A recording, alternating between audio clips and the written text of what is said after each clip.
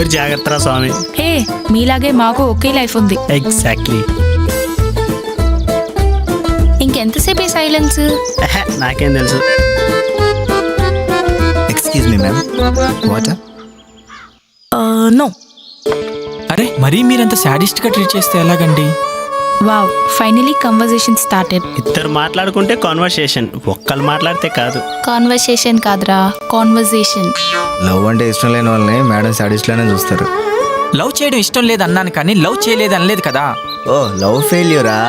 One side love అంటే. ఓ మీ side లవ్వా? ఇంతకీ ఎవరమ్మాయి? ఎప్పుడు చూశారు? ఎక్కడ చూశారు?